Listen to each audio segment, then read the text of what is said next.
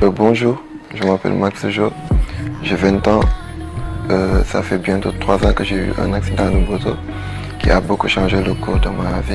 Il a fait un accident mortel boo xam ne tuuti mu ñàkk ci bakkanam. À cause d'un virage mal négocié, la vie de Jo a pris une autre trajectoire. ñàkk ci ñaari tànk yi ak benn loxo bi. Un jeune motard tétraplégique niveau C4 C5 nekk ci coma pendant 2 ans. 2 ans yoo xam ne bougé wu ci lalu hôpital bi mu tëddoon. Adduna bi yépp nekkoon en pause. Mais enfin mu génn ci ak njàmbaar ju créer entreprise boppam. Une marque de vêtements bu tudd dëgg-dëgg.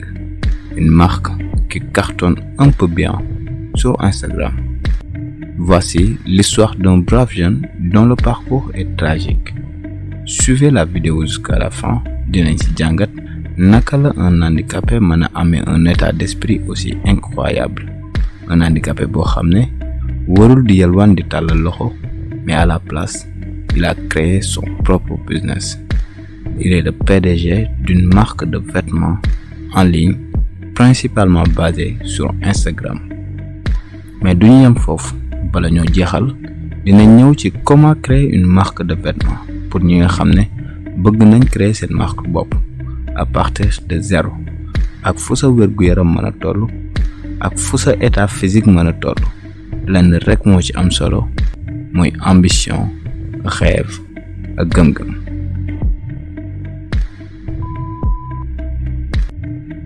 En général li ñu tere réussir li ci ëpp ay excuse la yoo xam ne ñoo koy wutal sunu bopp ba mu mujjee nuru ay réalité ci sunu dund.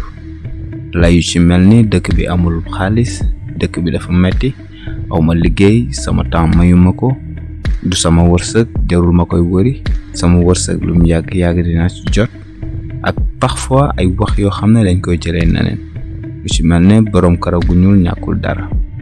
yooyu yëpp di favoriser ci nit ki benn yaafus boo xam ne excuse yooyu lañ koy jéem a layale. yooyu yëpp ay excuse la yoo xam ne teguwul ci lenn. certes dëkk bi metti na peut-être, mais teewul am na ñu ciy génn. dëgg la ñëpp yamuñ, mën-mën yi duñu benn te doole tamit yamul, mais teewul am na ñu ciy génn bu baax te booy xool parfois ñoo la gënoon tarle situation yuñ dund, gën la metti fuñ jaar.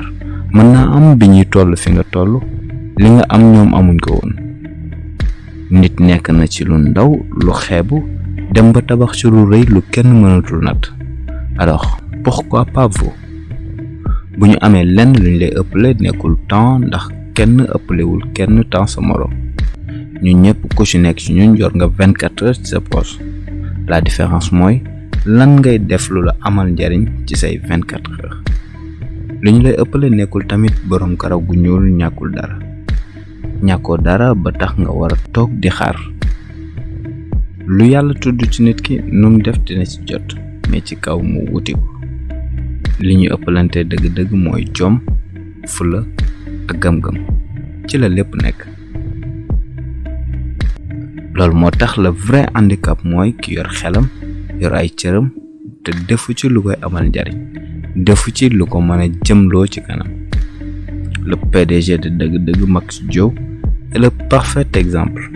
mënoon na choisir pourtant dem yalwaani comme ni ko ay moroomam yu bari di defee, wala sax ñoo xam ne dara jotu leen, wala mu choisir tout simplement toog këram. de toute façon njabootam dinañ ko toppatoo. mais le grand Max nanguwul handicap bi dominé ko. pendant que borom tànk yi ñoo ngi dox di avancer, moom tamit mi ngi toog ci chaise roulantam di avancer comme ñëpp.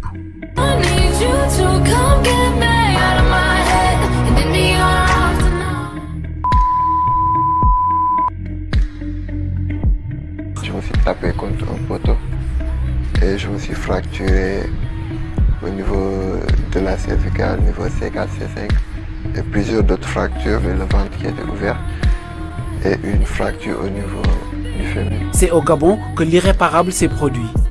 Admis aux soins intensifs après l'accident, Joseph a pu être stabilisé.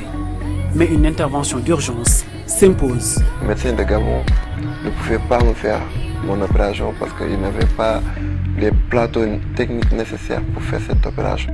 C'est finalement au Sénégal que Jo sera opéré, un mois plus tard. j'ai fait cette opération. J'y étais resté là-bas 1 mois pour les soins. Joseph souffre d'une ankylose. Son immobilisation pendant 1 mois en réanimation a entraîné une raideur de ses articulations. J'étais resté comme ça, allongé au lit, pendant presque 2 ans. C'est après ça que j'ai pu faire une opération des 2 hanches pour débloquer les hanches pour que je puisse m'asseoir. Il peut désormais s'asseoir et se mouvoir sur un fauteuil roulant avec un mental d'acier. Mais moi, j'ai pu me faire en fait. Si tu prends les choses du côté négatif, tu ne pourras pas avancer. jàmbaar la vraiment parce que gëm na yàlla accepté na ndogal te mi ngi koy dund avec philosophie. Notre rôle mooy que ni ñu taxawu ko assister ko ba nga xam ne du sentir ni sax moom li mu mënoon mënu ko.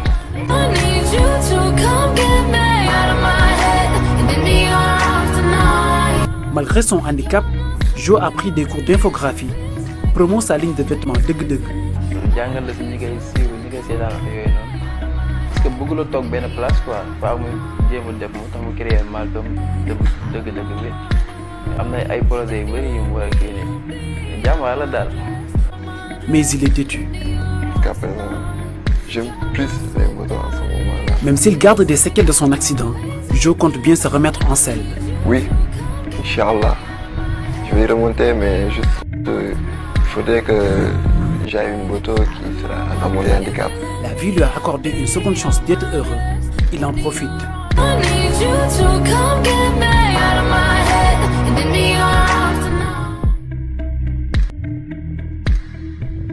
Comme ni ngeen ko gisee ci vidéo bi, malgré son handicap, Max Jo dafa am un mental d'acier, benn mindset de réussir.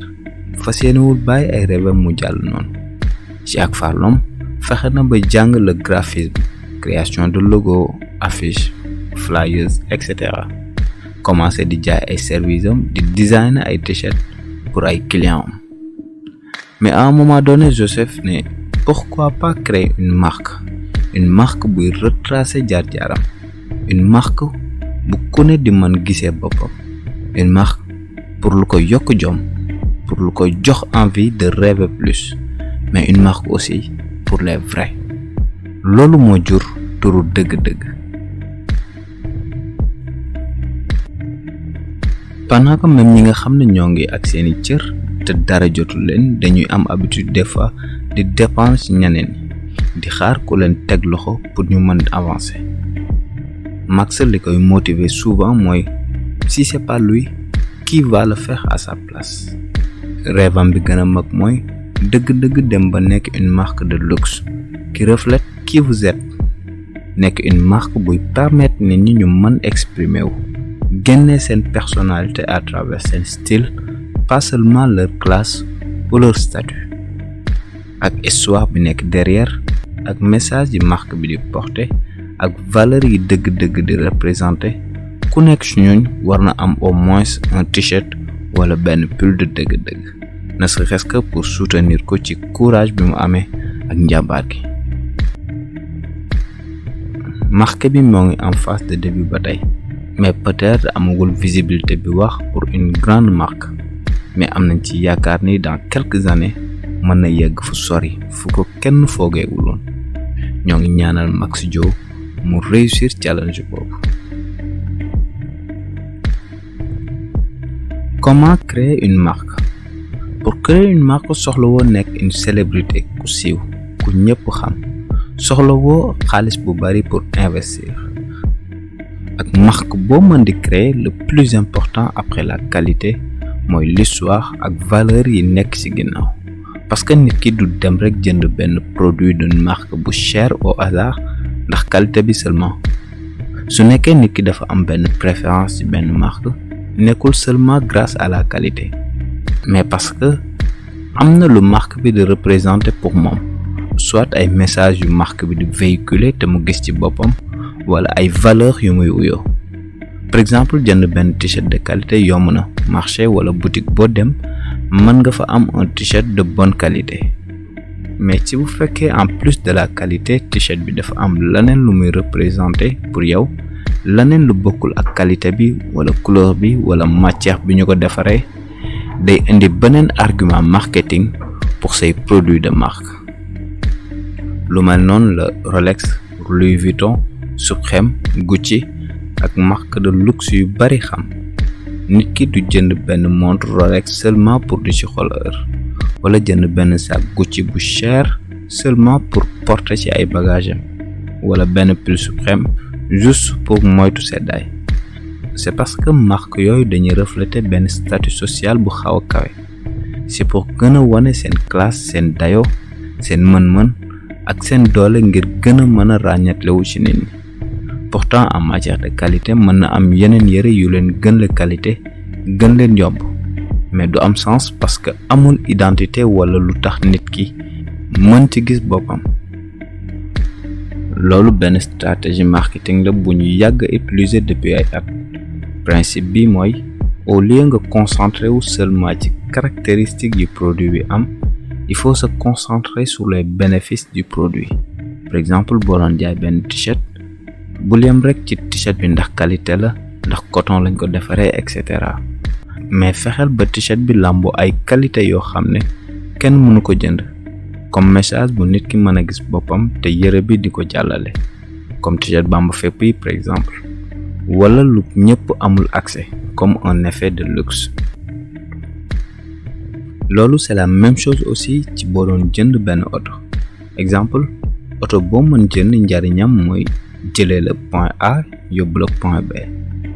Moo xam mu nekk une Lamborghini de 1 milliard, une Mercedes de 100 millions wala une 504 de 1 million. Njariñ lépp benn la, mais Lamborghini bi wala Mercedes bi am na benn statut social bu muy représenter boo xam ne nekkul ci oto bi réellement mais ci nit ki la nekk. Beneen aspect bi mooy passion. Passion mooy tax li ngay def doo ko def rek pour li nga ciy gagner ci xaalis wala fi mu lay yóbbu, mais danga koy def parce que danga ko bëgg. Li nga xam ne alal wala prestige moo la ci dugal, boo demee ba gisatoo alal ja wala prestige bi nga doon wër dangay bàyyi xool leneen. Moo tax li tax ànd ak passion ci lépp looy def mooy peu importe le résultat yow tu gagnes, ndaxte dafa nekk loo bëgg, loo am envie def, loo xam ne xaaroo ci benn retour. Donc boo bëggee développer benn marque na nekk lu jóge sa xol, xoolal li la passionné, li nga xam ne mën nga ci nekk ay heures te doo ennuyé wu. Sa vrai rêve, sa passion ak li nga bëgg mën na nekk une marque bu ñëpp di gisee seen bopp. Ça dépend ci yow. Li moo nekkoon vidéo, bu leen fàtte abonné pour yeneen vidéo de business, de motivation et d'autres idées. Jërë ngeen jëf, ba beneen yoon.